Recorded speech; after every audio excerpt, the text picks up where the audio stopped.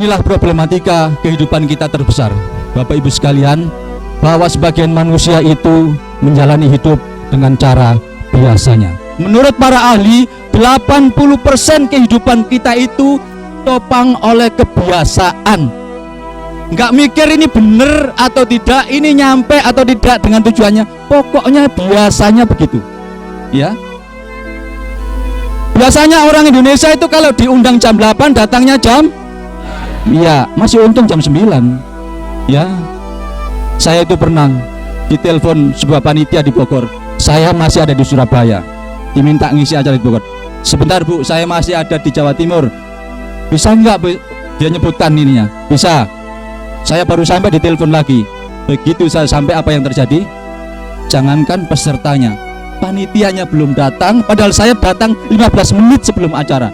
Sound systemnya belum ada, layarnya belum ada. Ini bener apa salah saya ini salah? Ternyata benar. Itulah orang Indonesia, biasanya jam karet.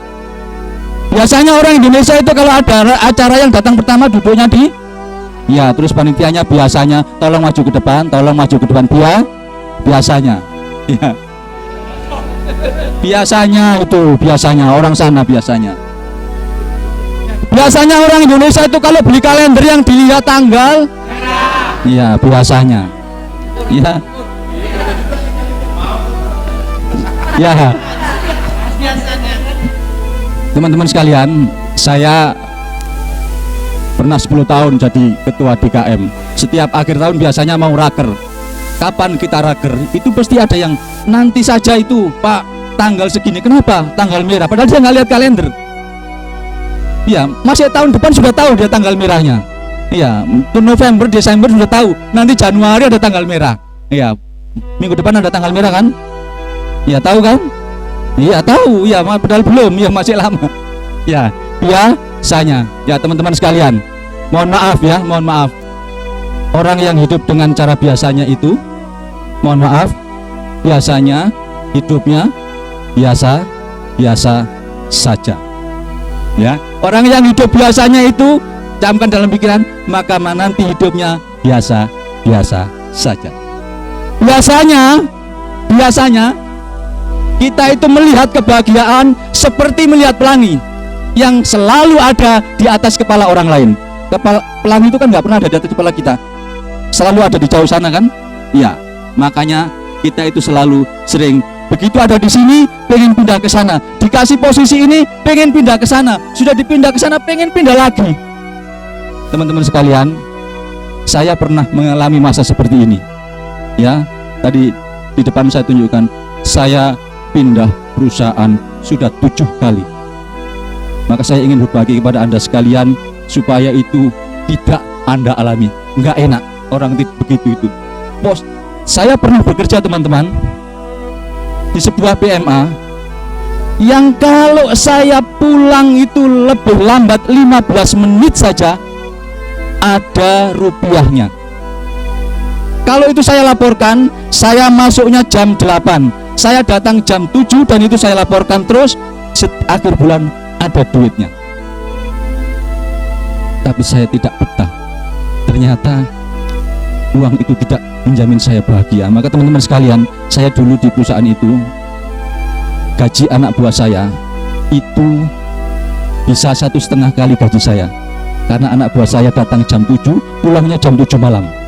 Jadi istilahnya 7 to 7. Saya begitu deng pulang. Ya, ternyata hidup begitu tidak enak teman-teman sekalian. Maka mari kita belajar hari ini apa dan bagaimana supaya kita tidak mengalami hal yang seperti ini. Ibnu Athaillah As-Sakandari, seorang ulama besar, pernah menyampaikan bagaimana keajaiban hal-hal yang luar biasa itu akan kalian dapat capai sementara kalian tidak mengubah kebiasaan kalian. Kebahagiaan itu barang luar biasa, tapi kalau kita mencarinya dengan cara yang biasa, maka tidak akan pernah ketemu. Teman-teman sekalian, kebahagiaan, bagaimana keajaiban atau hal-hal luar biasa itu dapat dicapai sementara engkau belum mengubah kebiasaan. Nah, satu, lupa, satu tangannya ke atas. 1, 2, Yang kencang. 2, 3. Ya. Tepuk tangan untuk Anda semua. Kita lanjutkan.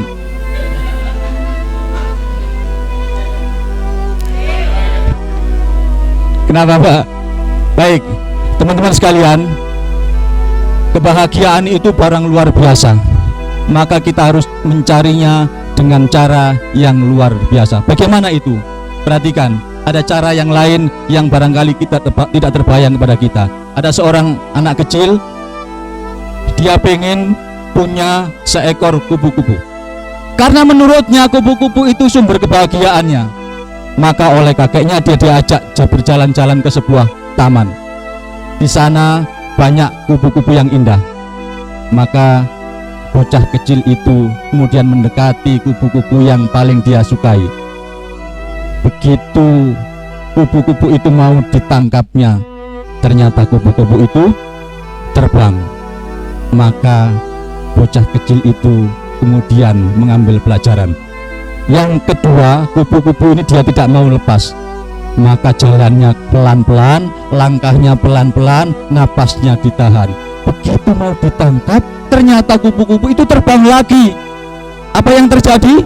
Maka bocah kecil itu kehilangan kesabaran. Dia marah, ternyata yang dia impikan tidak tercapai. Dia cari jaring penangkap kupu-kupu dan dikejarnya kupu-kupu yang ada di taman itu. Apa yang terjadi, teman-teman?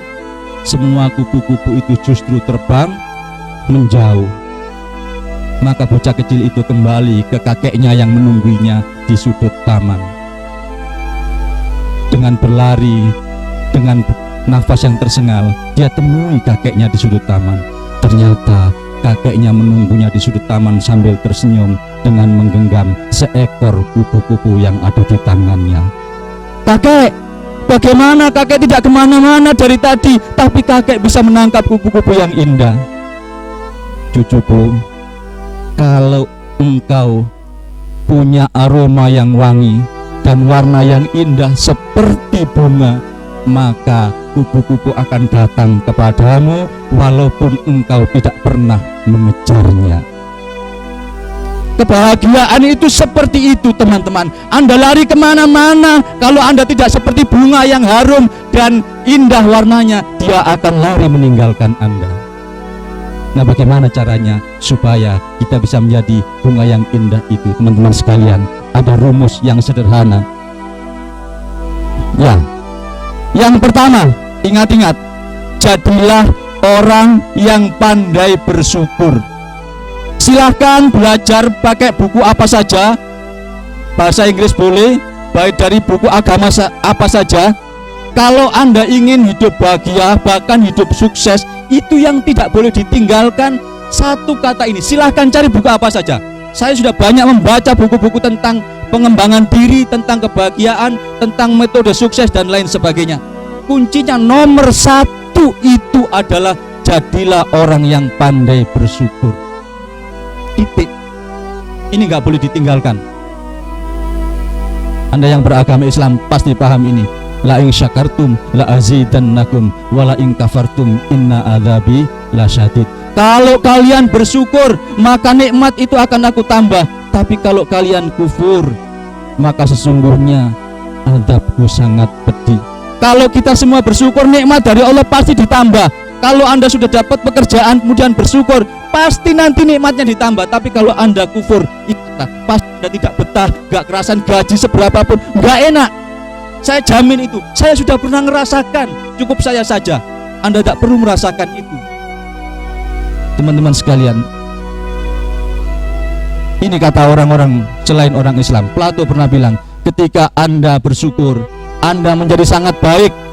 Orang yang bersyukur itu jadi sangat baik dan akhirnya menarik hal-hal yang baik.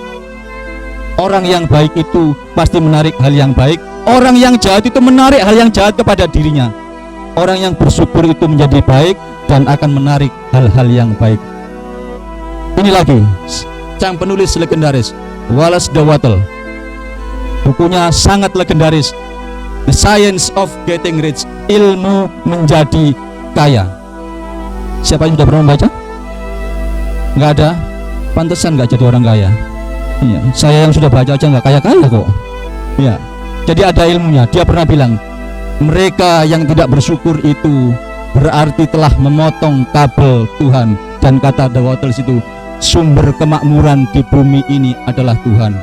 Jadi kalau Anda tidak bersyukur, Anda itu seperti memotong kabel dengan sumbernya. Seperti lampu ini Anda ganti wattnya mau 1000, mau 2000, kalau kabelnya dipotong, diceklek sampai capek juga nggak bakal nyala. Persis itu orang yang tidak mau bersyukur itu, mau apa saja yang dilakukan, dia tidak akan pernah bertemu dengan kebahagiaan dan keberlimpahan hidup itu. Maka hati-hati teman-teman sekalian. Kata Imam Al-Ghazali, ajaran agama Islam itu yang ruwet begitu itu, kalau diringkas isinya hanya ada 2, yaitu sabar dan syukur. Itu saja. Sabar ketika menghadapi musibah, syukur ketika mendapat anugerah. Maka para ulama sering mengatakan bahwa nanti di akhirat, di surga itu, isinya surga itu hanya 2 kelompok, yaitu orang-orang yang sabar dan orang-orang yang bersyukur. Itu saja nanti di surga itu. Maka pernah ada cerita, ada seorang laki-laki yang jelek, hitam, dekil, punya istri yang putih, cantik, molek. Ya, setiap hari ini suami selalu memuji kecantikan istrinya di depan orang banyak. Maka lama-lama istrinya bilang, Pak, aku yakin nanti kita ini pasti jadi penghuni surga. Dari mana ibu tahu? Kata ulama, nanti di surga itu isinya 2, orang yang bersyukur dan orang yang sabar. Saya tahu Bapak selalu bersyukur punya istri cantik seperti aku. Sudah bertahun-tahun Bapak bersyukur punya istri cantik seperti aku. Sementara aku puluhan tahun bersabar punya suami kayak begitu ya. Ya. Jadi dua-duanya masuk surga ya. Jadi yang jelek-jelek nanti cari istri yang cantik itu dipuji terus gitu ya. Mudah-mudahan istrinya juga sabar gitu ya.